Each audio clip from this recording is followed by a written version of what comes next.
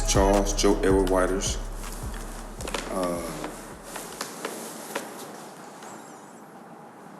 What makes me me?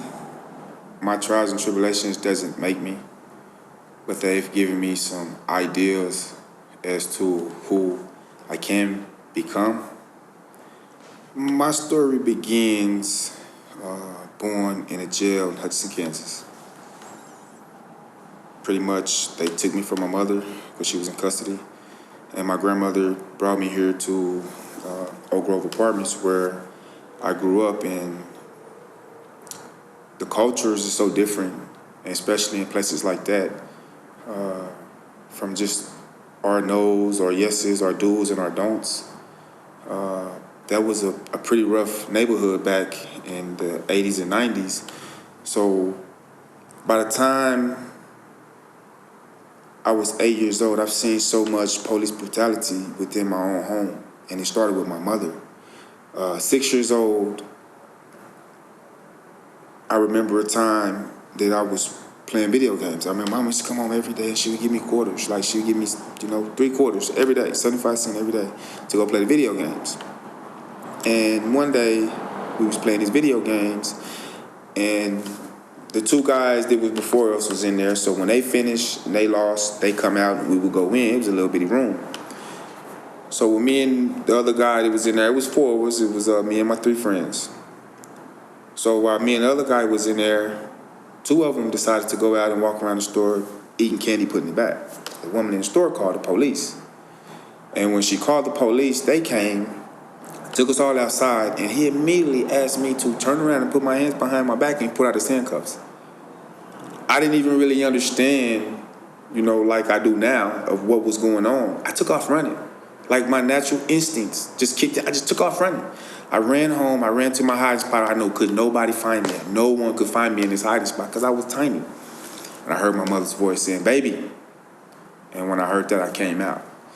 And she asked me what was going on. I couldn't even explain it because at the time, I did not know that they was eating candy. I just knew the police came and took us outside. So she asked the officer what had happened, and he told her that the woman in the store called the police that these 2 boys was eating candy, and your son, the other guy, was playing video games. And he said, I took him outside. I asked your son to turn around and put his hands behind his back. I was going to place him in cuffs. So she didn't understand that. It's like she kind of like lost it when she heard that. She's like, what? Like he didn't do nothing and you telling him? So she said, I want to talk to the woman in the store. So we all walked back like, back then it was a village. When you go, your whole people go. So we all went, families and everybody went. And she asked the woman in the store, and the woman told her, she said, no, your son was in there playing the video game, see? And the other guy haven't done anything wrong. It was these 2 boys that I called him on. So she looked at the officer and she asked him, she said, what was the purpose of you asking him to place his hands behind his back? And he looked at her and he told her that I was teaching him a lesson. I was going to place him in handcuffs and put these boys in the front seat and turn the sirens on and to show them how, it is. A sad thing to say, but that is how it is. So from that situation, I go to 7 years old. 7 years old, it was summer, around about 9 o'clock. It wasn't too dark outside. 9 o'clock in the summer, it still got a little light. Mama was like, hey, let's go get some snacks from the store. Kid, me and my brother, we jump up like, yeah, we trying to hurry up before my sisters come because if it's just me and him, the less people come, the more we get. So we rush out. We get to the store. Mama go out from the store. She grab a bag of chips. She walk around, she's eating the chips.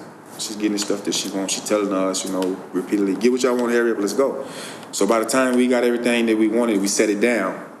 And as soon as she set everything down, including the open bag of chips, the door opened, and as we looked, police come in, we not thinking nothing. He grab her, throw her on her face, bro. Like, throw her on her face and stick his knee, like, trying to break her neck.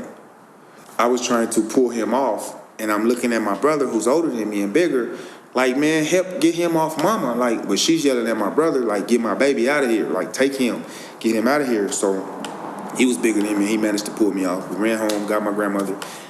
They released her because she did nothing wrong. By the time I was 8 years old, man, I was full-fledged gangbanging. I didn't care about the justice system. I didn't care about nothing.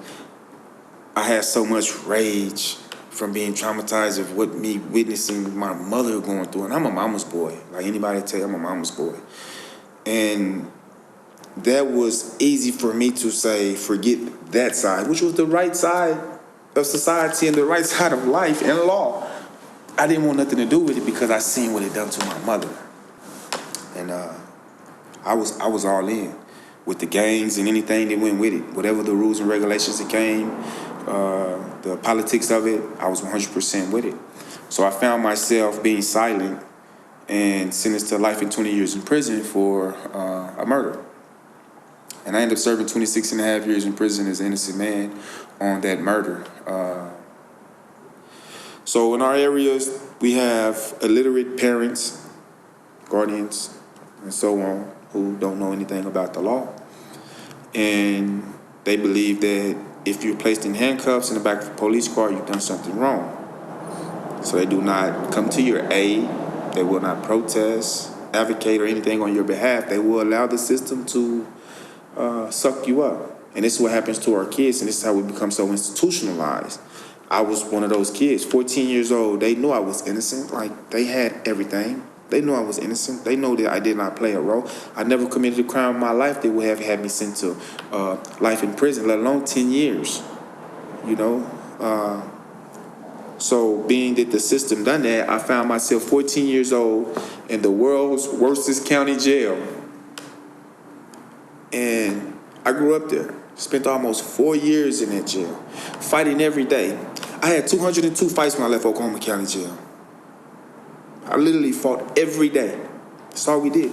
Sometimes I would have 4 or 5 fights a day. Nothing else to do. And then they end up sending me off to prison.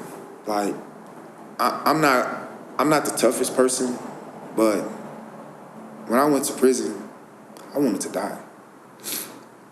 And I told my lawyer, when they gave me that time, I said, hey man, listen, like, this ain't right. He said, well, you go out from that, you get your appeal, you'll get out in 3 years, because they pretty much know I was innocent. You know, my brother, we went to jury trial together, they couldn't find one innocent, they had to find us both guilty. They either let him go home because I was innocent, or me go to prison because he was guilty. I got caught up in this. And this shit, I don't even think that's the law. Matter of fact, that's not even the law. Even though, thank you.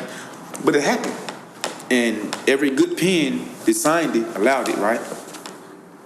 So I ended up serving 26 and a half years in prison behind a crime I didn't even commit. And the person who committed the crime served 23 years, 23 and a half. He got out and helped with my petition that got to Governor Stitt, which got me out. Man, I've been through pretty much every hardship lives have thrown at human beings. And, you know, I've overcame pretty much the majority of it. And now, this is the part of my life to where being released from prison after 26 and a half years, coming back out to a society I have no knowledge of. I mean, a straight alien. Like, this is all new to me. And my heart is set on doing right, and doing good.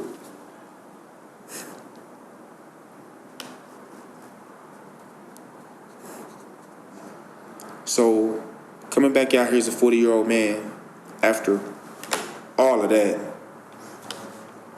well-educated, I get off into the movement, and then I get attacked. Trauma kicked in. Like, I'm fit to be 44 years old, and these last 4 years has been the hardest. Now, I don't have to go to sleep. I wake up in the morning worrying about somebody running in my cell, stabbing me, or going, to jail, or, getting jumped on or getting locked down. I don't have those worries out here.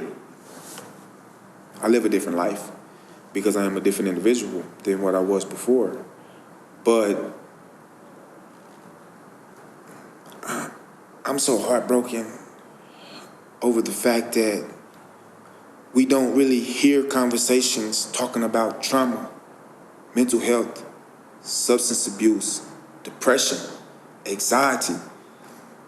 Man, I've been around because I've been in this movement. I got certified as a PRSS, which is a peer recovery support specialist. because I wanted to be around people who had mental health issues, suffering from trauma, substance abuse. I want to be around them because I understand them the most. And these is the hurt people. And these is the hurt people. And when I tell you, I got to witness people that I love having anxiety attacks and depression. Like, it never bothered me. I never really knew anything about it. Because of being in prison, everybody is depressed. Anxiety is a big thing. Like, it's normal. But to come here and to be around your loved ones and to see, like, seriously, bro, I have people that need medicine, they need treatment, they need counseling, and they cannot get it because they can't even get Sonicare because they have no driver license. Can't get their Social Security. But the police officer can tell you exactly who that person is. They can identify who this person is without any documentation. But they cannot go get the stuff they need to get the help they need. And this is something wild. We're the poor people. We're the ones that's building this country daily. Majority of my times I have tears in my eyes behind what I see, which has caused me to become depressed.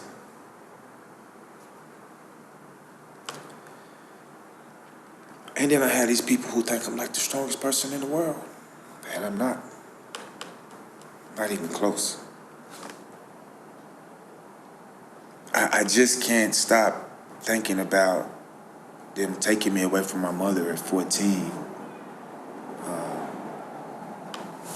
Placing me in custody. In a facility that's so cruel. There's the Oklahoma County Jail. My brother who committed the crime that I went to prison with, which is my best friend, I love him dearly. Like, he's, we've been like that since we was born. He got to go to a new prison, which was Cushing. Now, mind you, that he was 17, I was 14. By the time I went to prison, he was 20, just about to be 18. And he goes to the good prison, which I was cool with. The other adults that was on my case, they was 25 and older, they all went to the good prisons. I was the youngest one on this case, and actually the only one that was innocent. And they all made statements and said so. I went to the worstest prison in the state of Oklahoma. The youngest and the only one that was innocent. So they sent me to the worstest place, Oklahoma State Penitentiary. When I got there, I heard stories about it before I got there from A&R. People was telling me. But the day I got there, it was like 1 million black birds hovering over this big old white facility. And if you ever see the walls, you see this barbed wire, and you see this big old tall wall, and you see this white wall with the peeling of the paint that look like it's been there for 1 million years. And you can smell it. Bro, you can smell it. And they were so disrespectful as to how they called us off of the bus, how they in handcuffs and shackled, like literally walking like this, how they took us off, like they wanted to provoke. And I about fell for it, but I was a kid, like, don't push me around, I don't care who you is. Like, just tell me I do it. Man, when them doors start sliding back, like, it's a different sound. It's a different click, click, click, boom. When they start sliding back, I knew it was serious. But that's not the worst of it. The worst thing that happened to me there, I wasn't there for 3 hours.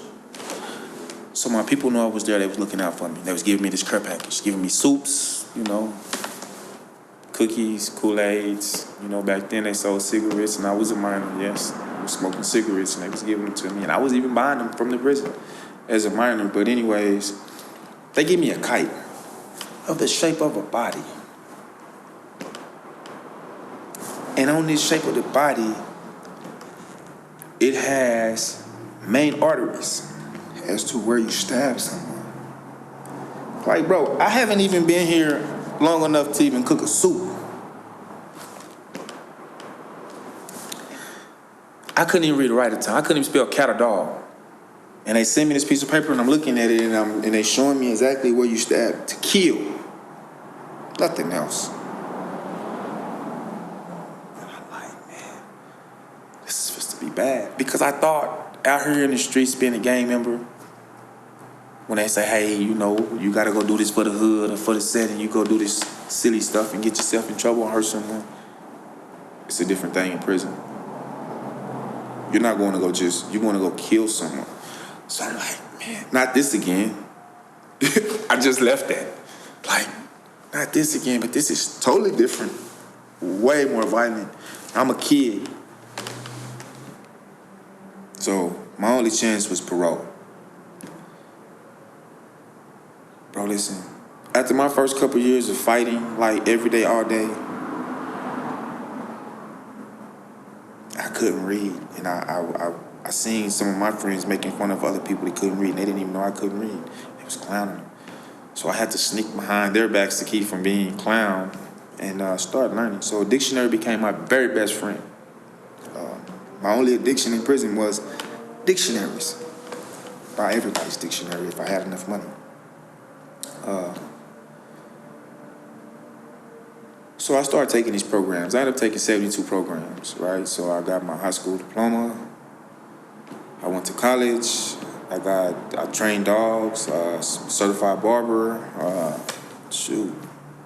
I got my CDLs. I never even drove a truck and had my CDLs, right, in prison. Well, the beginning of it. I just got to do the driving part. So these programs off in here allowed me to meet some amazing people. People who made me feel comfortable enough to open up and tell them what bothered me and what hurt me. So I stayed in programs. It was so crazy to where people would make jokes at the prison. I didn't even have to sign up for a program. If they came out with a new program, the chaplain themselves knew I would attend. So they would sign me up. Bro, I literally be going from one program to the next. That was my days.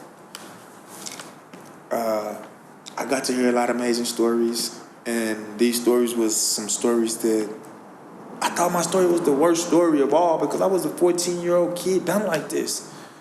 You know, like how can a system do a human being like this? I started listening to the other people's stories. I'm like, man, my story is trash. Like, it's nothing. Like, wow. And then that's when I wanted to help people. So then that's when, you know, wanting to be a part of the movement started. Governor still let me out on parole because of my achievements. The thing was that I've taken so many programs that it was impossible for them to keep me in prison if they was literally trying to rehabilitate me. I've taken so many programs to where I could not take any more programs at the level of security that I was in because I had a life sentence. I have a life sentence. I have. I'm still on parole with a life sentence to this day. So when it came time to them taking me off parole, they ended up losing my papers. And then by the time they found them and the woman signed off, I had caught a case. I didn't commit any crime, but I did catch a case. Being involved in the movement out here in the community, that's why I'm shell-shocked to this day with PTSD because now I'm afraid to help people. I had 2 young people ask me for a ride, and the first thing I asked them, you don't have anything on you? They both said no, and I took their word. Bro, it was 109 degrees outside, like 114, and they walking with puppies, 2 dogs. I had a brand new BMW. My AC was so cold, I never used it. So why not help out another human being, especially at this time, right? As soon as they get in my car and I throw it in drive, they pull me over. The dude jumped out and run, had a gun on him. The girl had drugs and a gun back there on her. But they instantly, both of them, took their case and wrote statements that I had no knowledge and they asked me these things. For 11 months and 2 days, they sent me back to prison. They kept me in Oklahoma County Jail. I stayed in there like 8 months. I went to prison twice. They sent me. The judge was like, hey, listen, he ain't even had his day in court. He's innocent. She made him bring me back to the county jail. I sit in there longer. I ended up going to court. They dismissed the charges on me, sent me back to prison. Had to go in front of the parole board again to get released. So this was September the 7th of last year. So not even a year I've been out again, right? And I'm like, man, this is my luck, like innocent.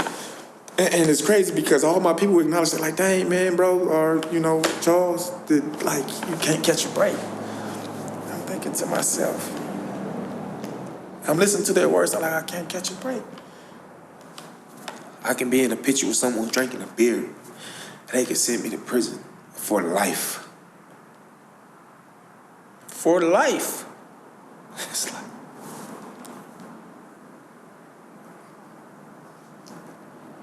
how can they get away with it? And then I'm steady getting phone calls from people, mothers, whose young sons, 14.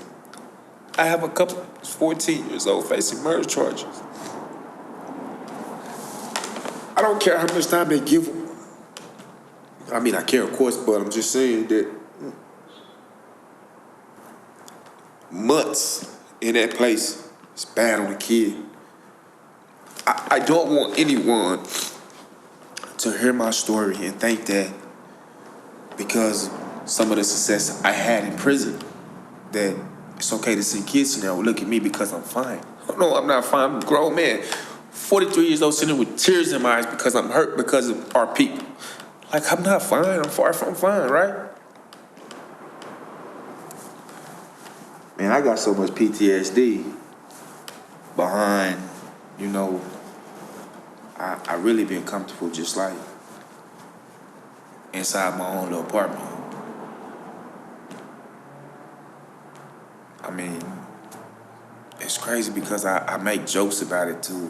A few of my friends and people, I say, man, it's almost like my cell. Nice little small place, not much movement. I know everything in there, so I don't have to fear anything. I don't have to fear being, locked up. I don't have to worry. And the people that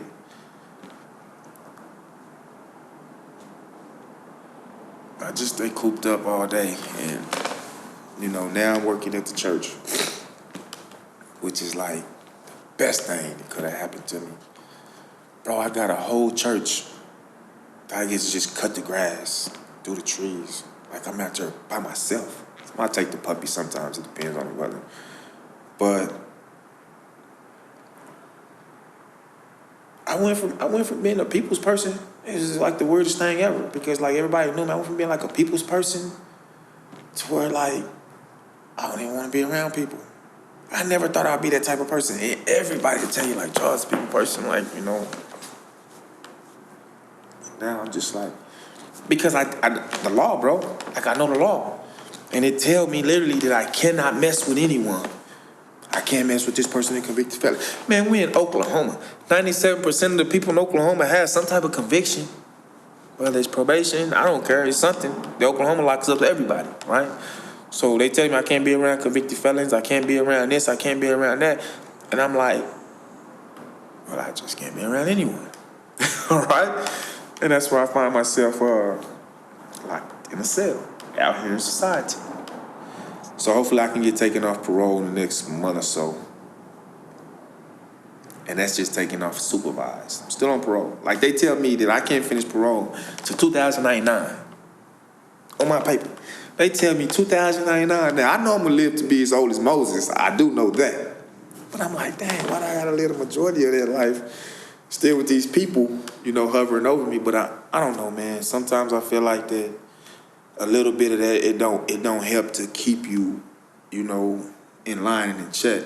Because a lot of times, I be wanting to kind of like wild out and have fun. I mean, I'm still young, I don't. But then it's that always that right in the back of my voice was like, you better not. Because, man, our society, a little bit of fun don't come with following the law. Now, I have found a lot that do. I joined some pretty cool events, but I don't know, man. I'm just trying to figure it out. I lost my mother when I was in prison. She passed away. So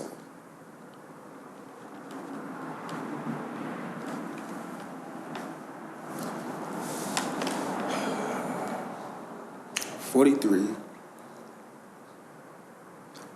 So now I'm like, where do I see myself? Like, what is my purpose?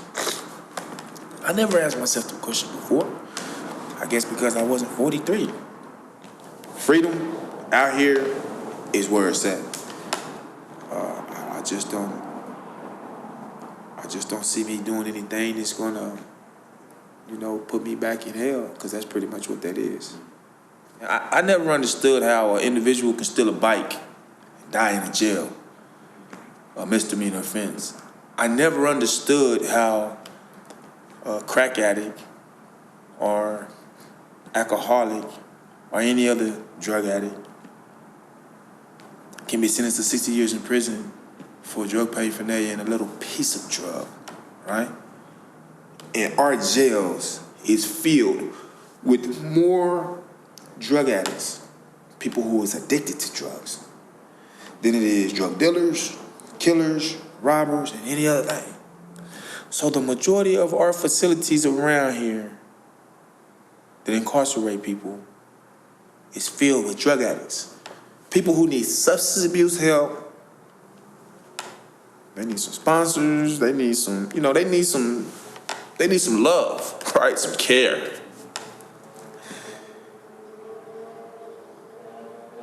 We play God and then we judge them because they break the law. So we place them in there because we feel like, listen, I'm sitting up on this bench and I can give you 20 years today for what you did, ma'am or sir. So when you committing these crimes, they go off of pattern behavior.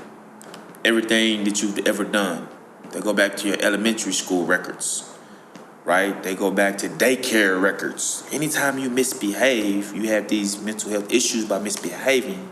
They use these as patterns of misbehaving, and these patterns of misbehaving showing that you cannot be rehabilitated to enhance your crime, your time, and when you get to prison, your points. And when you have high points, the higher your points is, the maximum you go, right? And they give you a lot of points because you're young. I'm gonna give you, So we can sit back on national TV and even watch presidents or ex-presidents or governors or mayors do half the stuff they do and don't get to spend a month in jail. Like, bro, dude jaywalked across the street all because he didn't want to go over here and push this button, which he'd had to walk down. I mean, some not long, but he just cut across because it's short. And like, he go to jail for jaywalking, right? He spent 60 days in jail for jaywalking. Like, what if he had a job, right? He lost that. 60 days jail, your job, they not for to hold that job. What if he had car payments or apartment or house or, So then, not only do he face 60 days in jail for jaywalking, just walking across the street, like these laws is crazy laws, bro. This is some of the stuff we need to do away with. Some, not all. But 60 days in jail, how it can ruin a human being's life. Now, a person that go through something like that, especially if they got cars and stuff out, like they done went to the bank and got loans and they paying payments off on, like his credit is supposed to be shot. Like when he get out, that happened to me. I had a 713. When they locked me up this last time, I get out, I was at like a 490 or 4 something. Because I lost 2 of the cars. I had the BMW, I had a Nissan Rogue, and I had a truck that I was in my name. And my brother just so happened to keep my truck. He just kept paying my payments. He like, nah, bro, I can't let you get back out here and not have no wheels. And I know how you love the truck, bro. My truck's set up, I'm a little guy, so you got like the big truck, right? Pretty cool, because he threw some 24s on there. Like, he got it looking nice. Dallas Cowboys, I'm a Dallas Cowboy fan. Dallas Cowboy everything, right? When I got out, I gave him that truck. Because that whole time I was gone, he spent all that money on it. Like, I didn't deserve it. Even though it was my truck, I didn't deserve it. I'm okay out here. The air is a little fresher. And if any of my brothers is locked up here, that I do not mean to make fun of their situation.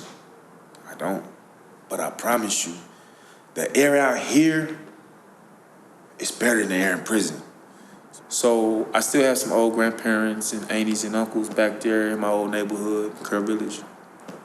I still go through there a lot of times. I go through there a lot of times as therapy because that was the beginning of my trauma, right? And where it all started. So I go back there because it allowed me to compare two lives. And it's the sad thing about it, and it's crazy because it's the two lives I lived. And I'm actually able to see it, like I see it, the two lives from there to now. So I go through there every now and again whenever I get lost or I just need to be checked. I go back to a place that is hurtful, but it brings me so much peace. So let me introduce y'all to Curl Village.